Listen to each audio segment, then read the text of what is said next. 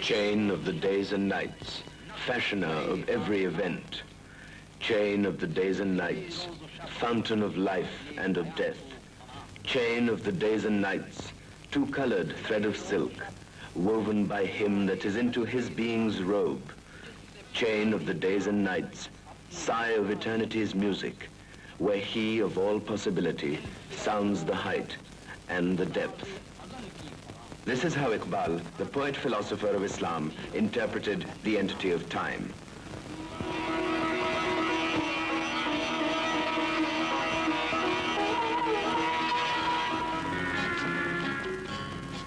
There was a time when the dynamic message of Islam spread from the shores of the Atlantic to the borders of China. For about a millennium, Muslims were the dominant power in the old world. They freed humanity from the shackles of slavery and exploitation. They revived the Greek philosophy, opened new avenues of knowledge, and ignited the torch of learning in the utter darkness of the Middle Ages. They founded a civilization which created many splendors. The immortal message of Islam shook the mighty Himalayas, and the South Asian subcontinent saw its golden age under the Mughals.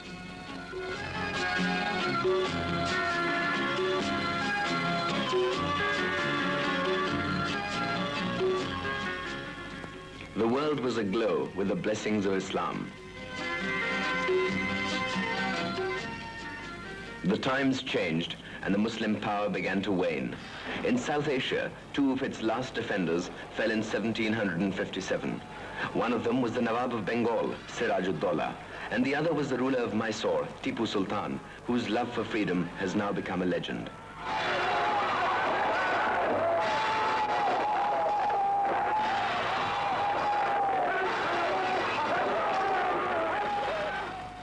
In 1857, Emperor Bahadur Shah Zafar, a mere symbol of Mughal power, was deposed and banished to Rangoon. The great Mughal Empire came to an end. The age of enlightenment in the West had brought darkness to the East. The rising European powers subjugated and colonized the rich countries of Africa and Asia. They were growing under their tutelage.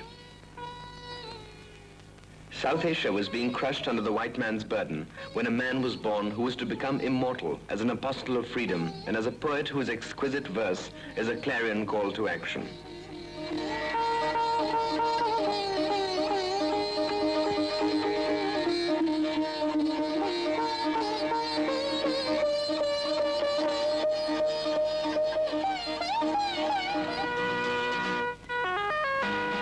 In 1877, in the city of Sialkot, was born Mohammad Iqbal, the poet of the East, the awakener of his people, and the creator of the concept of Pakistan.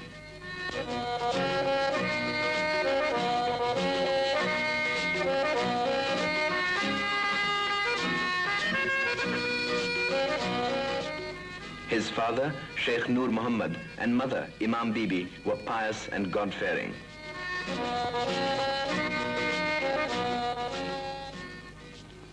During his early education, his extraordinary talents caught the attention of a savant of Oriental learning, Shamsul Ulema Mir Hassan, who was a great friend of his father. He did his matriculation from the Scotch Mission High School and cleared his intermediate examination from the Murray College, Sialkot.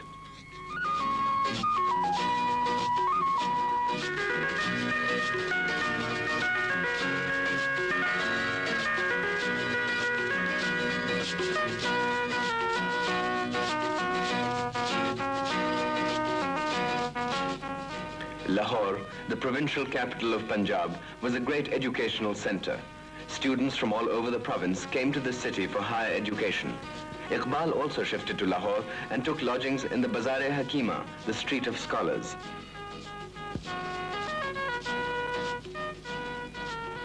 For centuries, Lahore has been a great center of Islamic culture and civilization. It was in this city that Iqbal bloomed as a poet and saw the dream of an Islamic renaissance. The superb artistry of Lahore's historical monuments bear witness to the achievements of the Islamic civilization in this part of the world. Iqbal took admission in the Government College Lahore, from where he graduated in 1897, and a couple of years later received his master's degree in philosophy from the Punjab University.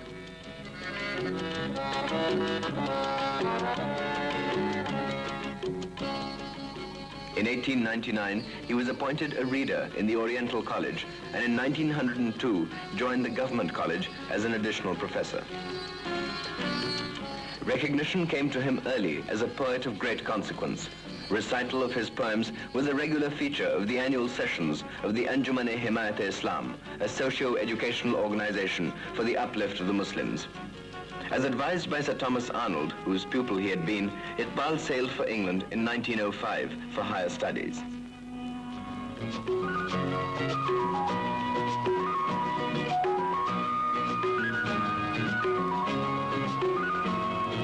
When his ship approached Aden, the sight of the Holy Land of Arabia stirred his emotions.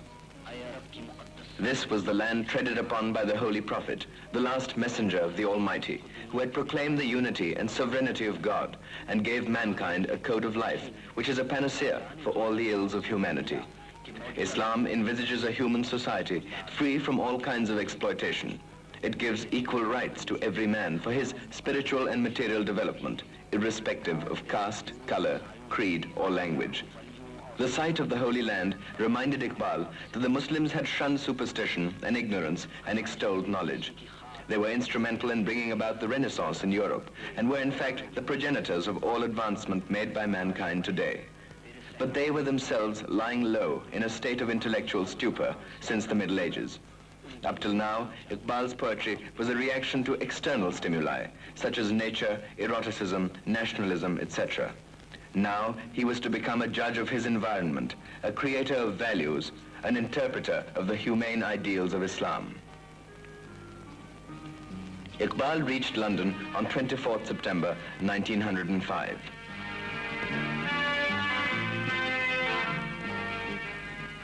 London at that time epitomized the achievements of the Western civilization.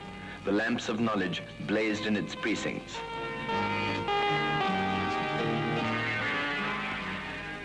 Iqbal took admission in the Trinity College, Cambridge, where he found in Professor MacTaggart a great teacher of philosophy who influenced him considerably.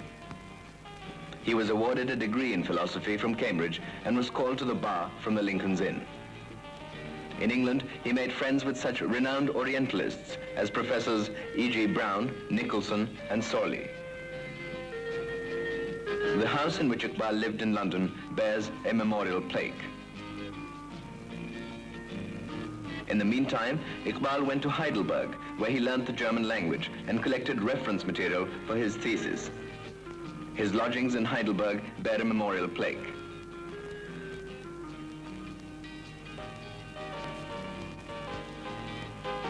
And this is the road which has been named after him.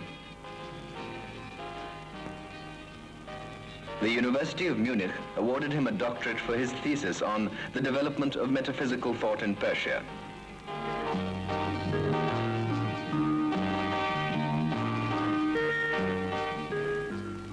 A memorial to Iqbal adorns the city of Munich.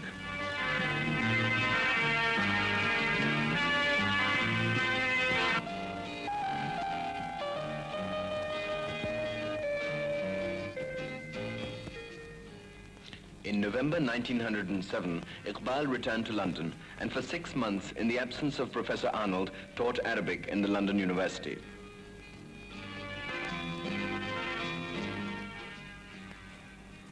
During his 3-year stay in Europe, Iqbal drank deep at the fountainheads of Western philosophy and culture.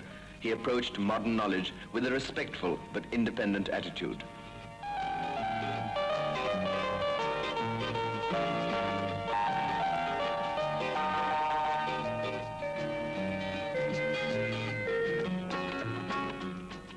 The dazzling exterior of Western civilization could not hide from him its inherent contradictions and duplicity.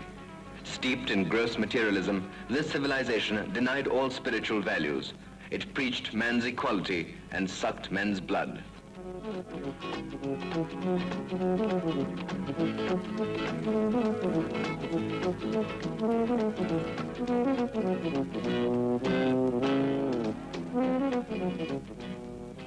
Iqbal was strengthened in his conviction that it was only the true spirit of Islam, fortified by modern knowledge, which could solve the problems confronting mankind.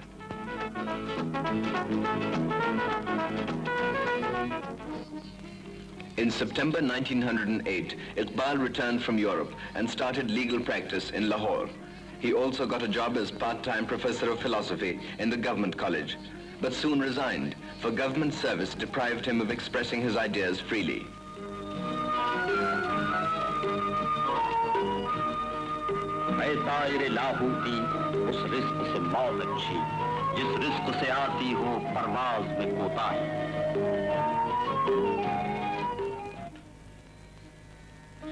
About that time, the plight of the Muslims was reaching its lowest ebb.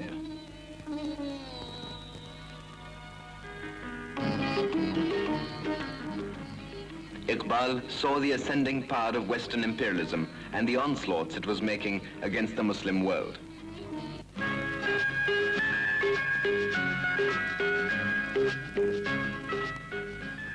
The Western powers were bent upon exterminating the last of the great Muslim powers, the Ottoman Empire.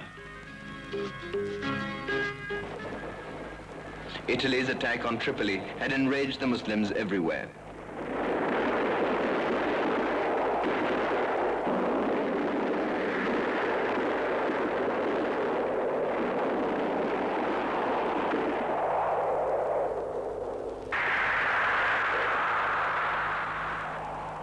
The hearts of the Muslims in South Asia were beating in unison with their brethren in the war-torn countries. Iqbal wrote extremely poignant poems. Before a large gathering in the Badshahi Mosque, Lahore, he recited a stirring poem which bears the caption, "In the presence of the Prophet." There is no quiet, Master, in that land of time and space, and that existence we pursue forever hides its face. But I have brought this chalice here to make my sacrifice. It holds a thing not to be found within all paradise. See here, O Lord, the honor of your people brimming up. The martyred blood of Tripoli, O Lord, is in this cup.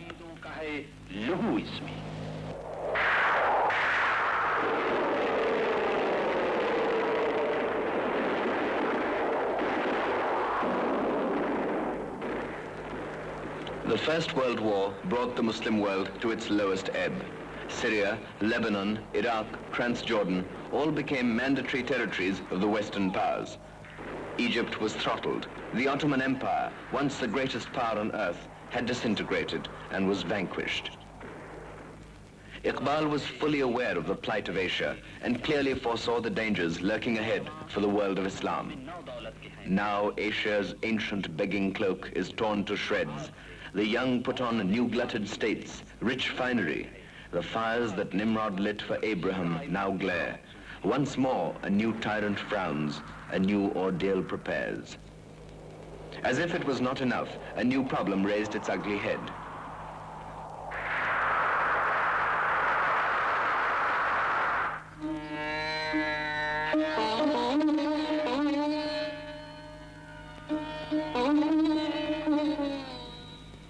The Western powers were leaving no stone unturned for the establishment of a Jewish state in Palestine.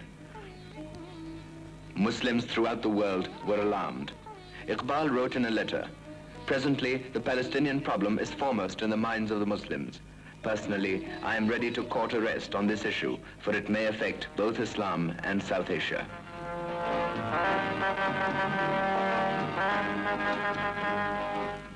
Iqbal's poetic fervor knew no bounds.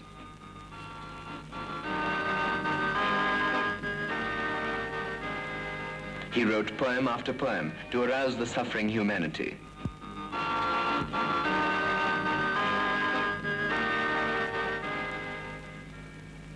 In his famous poem, Khizr, the Guide, he wrote elaborately on problems of capital and labor.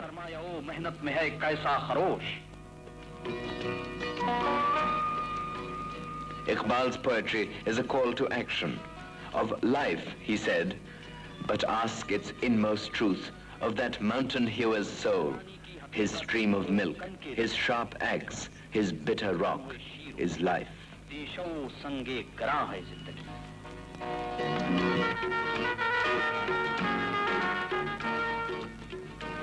The Muslim world was in turmoil.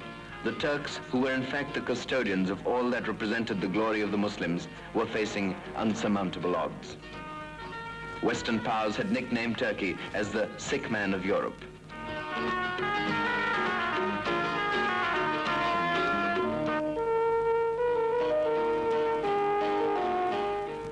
वो गई रुस्वा जमाने में कुलाहे लाल रंग, जो सरापा नाज थे हैं आज मजबूरे न्याज।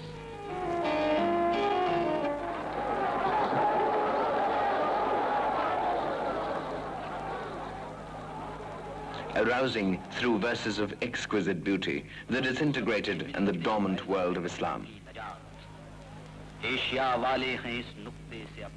Iqbal gave a dynamic interpretation of the eternal message of Islam and urged the Muslims to unite and meet the challenges of time. हिफ्ज़े हरम का एक समर, एक हो मुस्लिम हरम की पासबानी के लिए, नील के साहिल से लेकर ताबहा के Kashgar.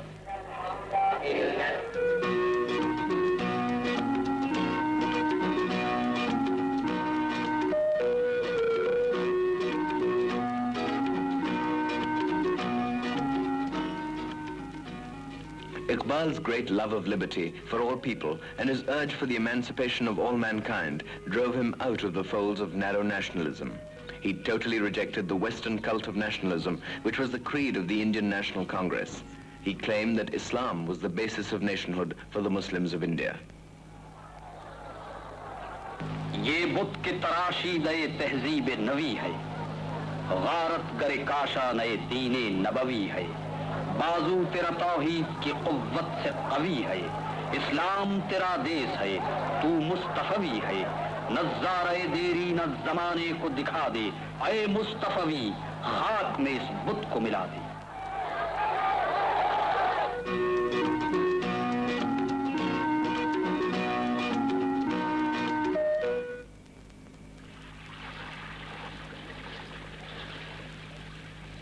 Iqbal's poetic appeal was like a gushing stream.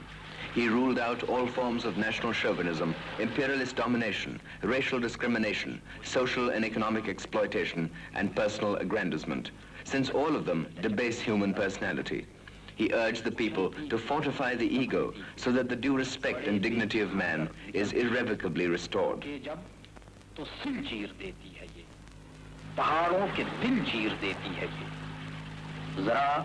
देख ले साक़िए लालफाम, सुनाती है ये जिंदगी का बयान। The falcon occupies an important place in Iqbal's poetic symbols. He exhorts the Muslim youth, in whose courage and ability he has tremendous faith, to emulate the life pattern of the falcon, who does not make a habitat and flies high into the vast spaces of the sky.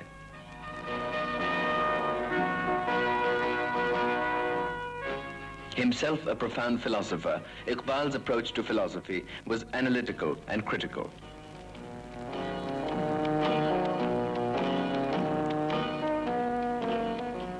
Amongst the modern philosophers, he spoke of Karl Marx as a prophet uninspired by Gabriel.